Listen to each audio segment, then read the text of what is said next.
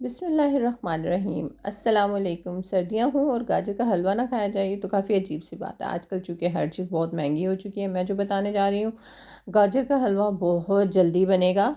और जब आप इसको इस वीडियो को देखेंगे तो आपको पता चलेगा कितना बेहतरीन हलवा और कितना सस्ता बन रहा है।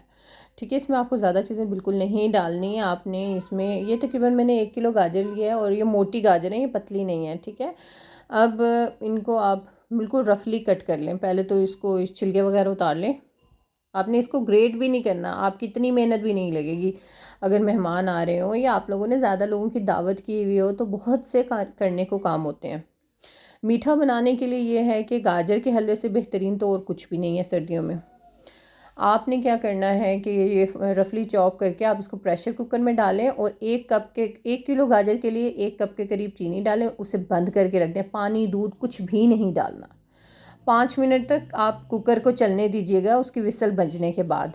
ठीक है, अब खोल के जब आप देखेंगे जैसा कि मैंने खोला था तो उसको फिर आप चेक करेंगे।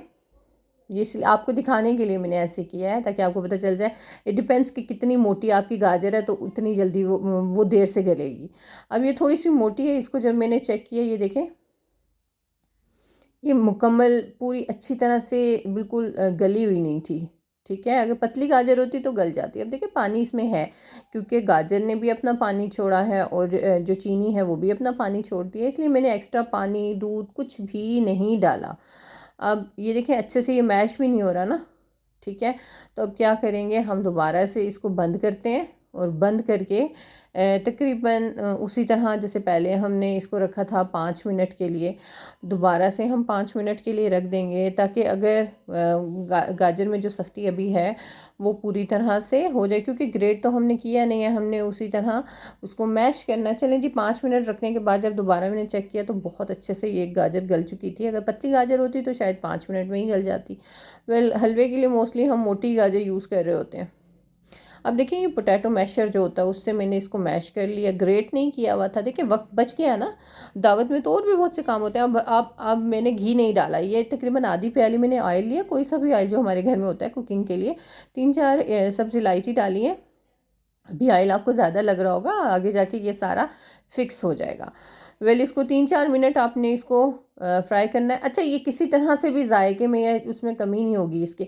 1 चम्मच यहाँ पे मैंने सफ़ेद तिल डाल दिए हैं और 1 चम्मच मैंने मेलन सीड्स 4 मगज़ डाल दिए।